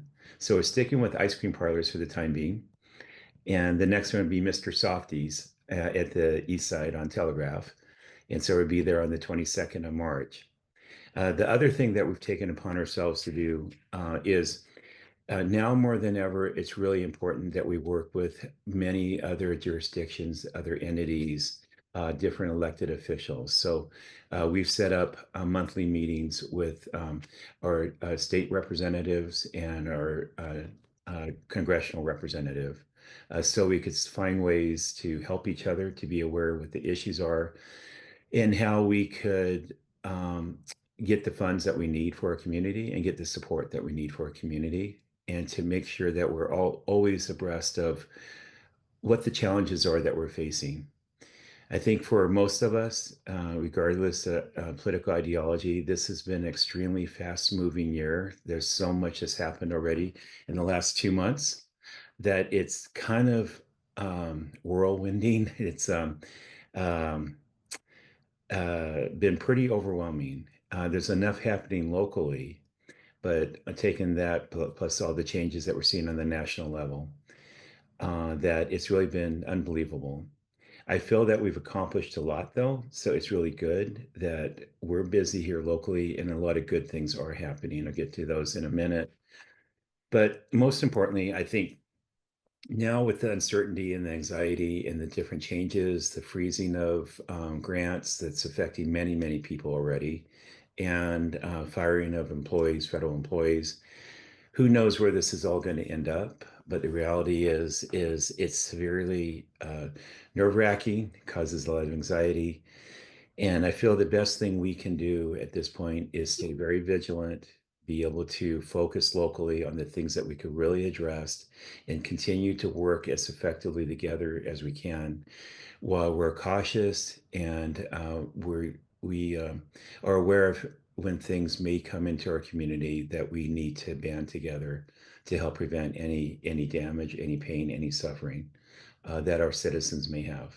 So I'm absolutely 100% there 24/7. I'm staying aware, although some of it is very earth-shattering that we're witnessing today on the national scene. With that said, we persist locally. There's a lot of things that we're getting accomplished. I think the more that we're able to communicate with each other, whether informally, formally at the podium, or through email, through text, through a phone call, the more we're going to be on the same page. Because I'm absolutely convinced, after 4 years on council and talking to people in the community, that we are on the same page. We have the same values, we have the same desires for our community. Where we differ is on the paths. What path are we going to take to get to those goals that we have? we have started the year off on council doing goal setting, which is what we do every year. And I think we're going to do it. You know, we changed the name. I'm supposed to do it every 2 years now from here on out, but we have to do it yearly. I don't see how that's going to work. And we changed the name from goal setting to strategic prioritizing, because in reality, that's what we do. It's typically what we do. We take the resources available, financial resources, manpower available, and see and tell staff and tell our community how we want them to spend their time, how we want to spend our money. Goal setting to me is having goals that are based, whether they're based in our vision or in our general plan or in some of the other or climate action plan that we just approved last night, and finding ways to get to those goals. And what's become glaringly obvious to me after 38 years here and talking to many of my friends and neighbors and a lot of you is we know that housing is absolutely a major issue in the state of California. That the shortage of housing that exists, but most importantly, the unaffordability of housing, and it's all connected. And then along with that, what's happened is the jobs, trying to connect the jobs with where people live. Because for affordability reasons or other reasons, we're traveling further and further as a region to get to our jobs. So many of us have seen the traffic increase over the last 10, 15 years. It's not because we're growing, because Ventura County isn't growing. It's really because we're driving further and further to get to the things that we want to go to, the amenities, the shopping, the work. And so it's imperative that we really start fixing the problems with the technologies. I think the technologies we have today can really be a big help to identifying where those jobs are and who's traveling from where to get to those jobs, and how we could get those jobs to locate in the communities closest to where their employees are at. So creating more economic prosperity, because it's one thing to take the resources we have at a goal setting meeting or deciding meeting after meeting on city council how to apply these limited resources or when to interject the need for special needs that come up all the time. Is we typically have decided on how do we put a Band-Aid or do minimize the maintenance on something that we know needs to be maintained in a bigger way? How do we eliminate services? But it's really quite a miracle and what we call an art to balance all the needs with the limited resources we have. And so I'm determined to raise the bar and look at ways of improving our prosperity as a community in a way that enhances, not destroys, but enhances what we love about our community. Because we all agree upon, I believe, what we love about our community and what we don't want to lose. Unfortunately, as you all know, housing tends to take the air out of every conversation when we talk about the needs in the city, and for good reason. We've seen more housing go up in the last few years than I think any of us have seen in many years. And as most of you know, I've said it publicly a lot that an average commercial project in Ventura, it takes between 8 and 20 years to get approved. And everything that's gone up so far, for the most part, has been things that were approved years ago. We have a chance now to really get a handle on how these projects look by passing design standards. That's a big goal of mine for this year, is getting comprehensive design standards in place for every neighborhood across our city, so that when infill projects are proposed, that we could hold people accountable for doing something that fits better into our community. We have some design standards now, but they don't go far enough, and they're not in every community. So that's one way to control some of the buildings that a lot of us have not been very thrilled with seeing going up in our community. That's one thing. I could talk all night about housing, but we don't have that kind of time. and I'd like to leave some time for questions.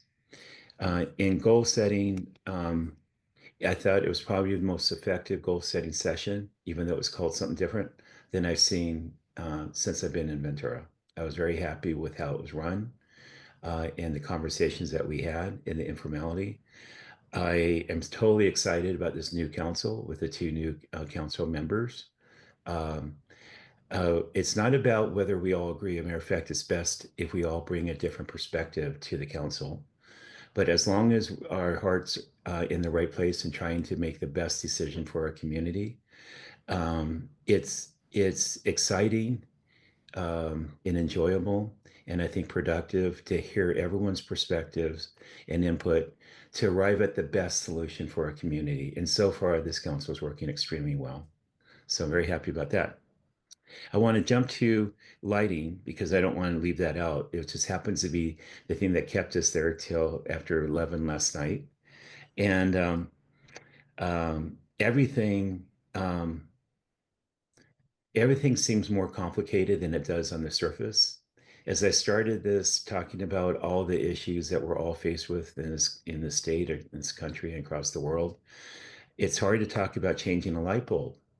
But the reality is that's what we have to do. That's the local stuff that really does matter. And for me, it was somewhat apropos for me because being a landscaper and somebody that aesthetics are everything to me and has been for my entire life, but especially the last 30 years as a landscape design builder. And I know lighting is all about ambiance, all about the feeling you get when you're in a neighborhood. So I wasn't at all happy with the options that we were given by Edison. And it was all about between the color, the brightness, the cost. Usually wattage is more about saving more money. And that's probably why Edison didn't want to give us the lower wattage bulbs because they should save us even more money for electrical use. We actually turned down and voted no on what staff's recommendation was, which was accepting a brighter, higher wattage light. And when Edison said the only thing that they can offer us is a lower wattage. And then they went on to tell us that after this offer, we're going to have to replace the lights as needed with what we have. And basically, it wouldn't be a citywide decision on how we replace these lights. It would be what they have as the provider of electricity and the owner of the lights. So we brought it back to the table after that no vote and created another compromise.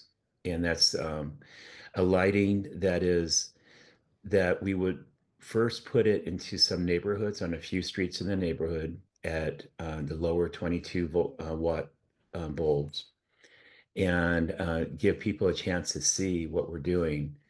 And then move to the corridors where we wait a week because the Edison's not willing to pull off. They're not willing to pull off the job. They will keep changing light bulbs in our city.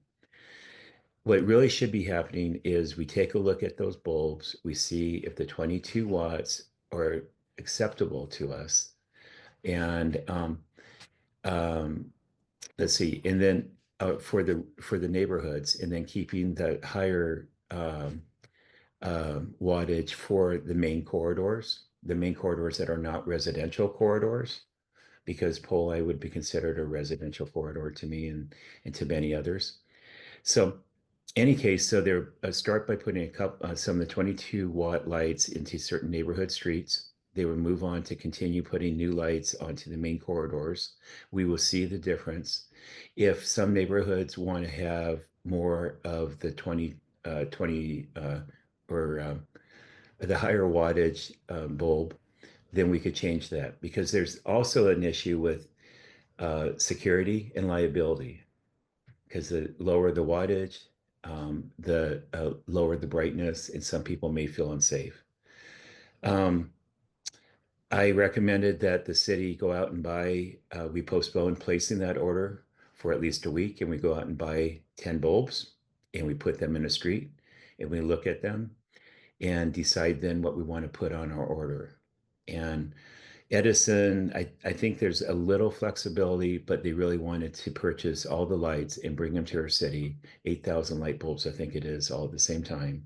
So they want to predetermine what goes where. I'm hoping at least that there's enough of a mix that we bring in on that order, that if we end up liking one type of light better than the other, that we will be able to direct them to do so. But I feel apprehensive, cautious, but thinking that this was a great compromise. What I really wanted was a lower Kelvin, 2100 Kelvin, which is really the color of the light, where it's not that white. And by getting a lower wattage, we save money and we get lower brightness. You're still going to see some white. It could take some of the glare away that you get with white light. But it was a bigger issue than most people thought, because it really is a big issue. It's about ambiance in our neighborhood. And these bulbs are going to last 15 to 20 years, supposedly. So anyways, that was our compromise to save the money. It was, I think, 387,000 or 86,000 is what initially was projected to be saved. But I have a feeling cutting the wattage in half may save us even more. And that's savings that's been available to us for the last several years that we have not taken advantage of. So I really felt, as one of the 7 on the council, that we needed to take advantage of the savings at a time that we have a lot of needs in our community. So that's one thing. I think I don't want to be too long, but I want to mention a couple other things. I talked about economic generators, things that can bring more prosperity to our community, and we'll be further talking about that in the weeks to come. Housing, lights, goals, GPAC. We have 2 more meetings of GPAC to talk about environmental issues, and to go over the review of the GPAC as it stands in April. That would be that meeting. I see there's a question. I think Barbara has it also, to one of the items in carpets to follow the existing tree plan. Oh yeah, part of which is planted 3 trees to every 1 tree removed. Is my understanding that has never happened due to lack of staffing. One year in particular, we removed 3 trees to every 1 planted. Was changed so that we can meet those numbers. Barbara, is that I think we have the will of the council. The easiest thing we can do to help do our part in climate change is to plant trees. That's the easiest thing we can do. And I think you're going to see that as you start approving the budget. I think we'll all be pleased. But again, I'm very focused on how do we get from taking the limited funds we have and meet the goals that we have. And our goals are really about how do we create, in every month, every year that we get closer and closer to the goal of sustainability and of we call it economic justice and environmental justice for our community. And so I'm very happy to be doing this at this point in my life. I put in probably 30 or 40 hours a week in city council work at this point on 11 different committees on our behalf. And finally, I would say is that a lot of the committees that I enjoy the most are the ones that are interjurisdictional, ones that involve other cities, other counties, because I believe strongly that the answers for the challenges today are going to reside in involving the entire region into solving those challenges, whether it's unhoused, whether it's housing, whether it's where the jobs are going, whether it's transportation. Transportation absolutely should be connected to any housing density that we create in our city. We need to create better and more easily usable transportation modes. So we have a lot of work ahead of us, but I know we could be excited and have fun working together on it while we bring up our concerns. But hopefully gaining the trust of each one of us to make sure that we all know that we're trying to protect what we love, and we're trying to make sure that we live an even better community, that hopefully our younger people will have an opportunity to continue spreading roots in instead of moving to another state. So that's a few things. Is there time for questions? Did I talk too long? Marilyn, why don't you give us a question, then we'll go back to the chat. Okay. You need to unmute. Hi, Marilyn. Hi, thank you so much for your service and your availability. I've enjoyed coming to your first two ice cream socials with you and Yes. the mayor. And Thank you. your availability to chat and listen and speak. One thing that's on my mind is about the homeless, the unhoused, is are there any churches or parking lots in the city where people can sleep in their cars? I know in Santa Barbara there are a few where they're locked in at certain hours at night. There's a porta potty, there's a security guard that goes around at night, and in the morning the gate is unlocked. So they are supervised. And if maybe if cars are furnished, does something like that go on here? We did have that. The Unitarian Church was one of those stops. There's been concerns with safety or security and with porta potties. And so that's been in discussion and has been taken down to the staff level to try to rectify that. So I know right now we still see a lot of people camping in their cars and campers along our streets. And if there's anything happening currently that's official in those churches, it would be something that was negotiated probably within the last month and a half, because it ceased last summer, as he worked on the new contracts on how that was going to work. So it's something that needs to happen. Where would a church approach somebody to set something up like that? Definitely go into our community development department, has the housing department. Leona Rawlings is the department head. And that would be the best way to do it. Or we could re-agendize that on the housing and homelessness committee. That's a new name for the Hope Committee. So, and I Okay. can make sure that gets back on there, because Thank it hasn't been decided again who's going to do that. Okay, thank you. Thanks for the question. Appreciate it. Doug, Barbara's asking where your scoop events are posted if people want to plan Yeah. for being one. Okay. They're posted on Facebook, on Instagram, on the city website. They've been posting it for us. And I've been going on KVTA on Thursdays after the city council meeting to talk about the next step and what happened at council. And then I promote it that way. If there's other recommendations, I'm happy to do that, because the more people we could have, it's been really fun. It's been, I think, an educational for all of us. And the more of those I can do, the happier I think we'll all be. And more, the more things that we can accomplish. But those are the main places. So Barb, if you have any better ideas too, where I could post it, I'd be happy to do so. Oh, sometimes it's on Nextdoor. Not my most enjoyable app. Yeah. And Patty's wondering about the construction on Telegraph Road. How will Telegraph be maintained with the two new housing projects discussed tonight? Yeah, what's happening on Telegraph is the water connection for the state water system.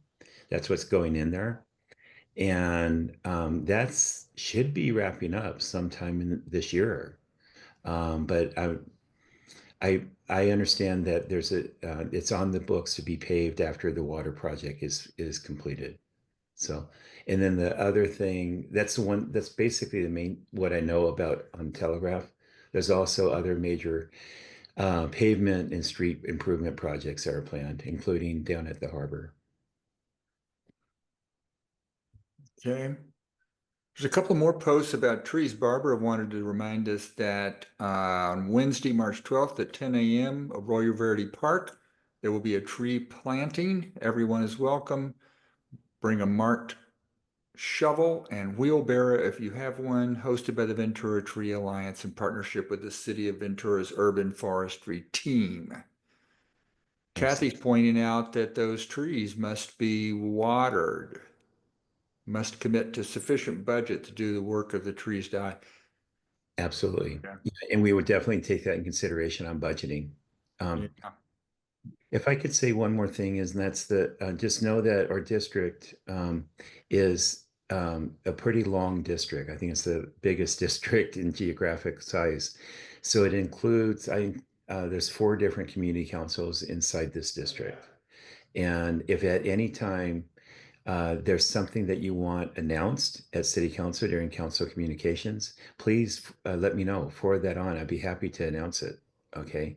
So some of the things like what you're doing with the food collection, with all the fruit and stuff, I'm happy to announce that ahead of time. There's a lot of people, more so than I thought, that actually watch the city council meeting. I think they like the fast forward button. So they watch it after the fact. Yeah, that's a good point. We should keep that in mind for next year. Yeah. Well, anytime. Give you a heads up on it. Yeah, on the gleaning.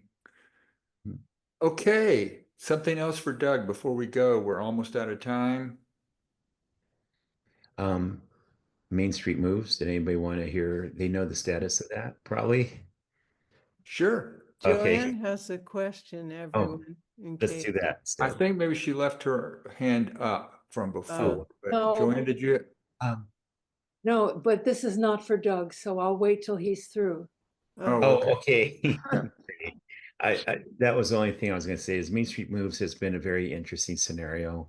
I know for myself, I could speak for sure for myself and probably for most of the council is we want what's in the best interest downtown for as one of the economic generators that we have in our community. And it's really the center of activity for not just our community, but for the region is whether the street opens or stays closed.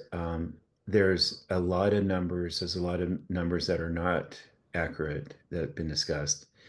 And we want to make sure that what we do helps the businesses and helps the property owners and provides a great way of building community for Ventura. We have moved forward with our the process of allowing Main Street to stay closed. If the downtown votes to keep it closed, they will have a vote on it. But we at least wouldn't finish the EIRs. We finished through a handful of lawsuits and came out awarded winning those lawsuits. And now we can actually, now that we have some longevity to keeping that closed, because it would take a while for that vote to happen, is we could actually invest in making it look and be everything that it could be as a pedestrian-friendly part of our city. And the barricades, I hope, go away sooner than later. They look like a war zone. And some of the parklets that are on the street, I'm sure those owners will be willing to invest some money in it, knowing that it could be a year or two use before a vote goes before the property owners of downtown. So just a short update on that. Yeah, great. Thanks. Thank you, Doug. Thank you for being here. Thanks for your time. All the time you put in on the council. We know that's a whole lot of work. So thanks very much. Well, thank you very much. And I very much appreciate the opportunity to do so. Great. Okay. Joanne, sorry I didn't see your hand earlier. What That's question okay. do you have? I just have a comment. At 5:30 this evening, the Planning Commission had a meeting, a public meeting, and one of the items on the agenda was for the apartment buildings that are projected for Maple Court, Maple and Mills Road. It's 350 multifamily residential units. And that's very impactful for our neighborhood. I'm on Dean Drive. I have a feeling that 350 cars will be parked on their property and they will be going to work every day carrying their people. And I'm on Dean Drive, as I said, and the traffic will be increased because there are 13 signals between Maple and going up Telegraph Road over to Victoria to get on the freeway if you're needing the freeway. And they'll find a shortcut, and the shortcut is Dean Drive.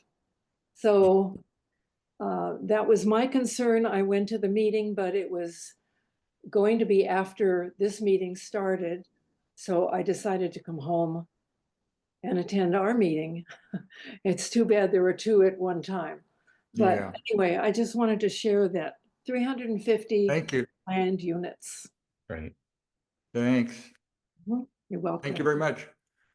Well, we are out of time. We appreciate everybody being here. Thanks so much for coming. And don't forget about the gleaning, and we will otherwise see you next month.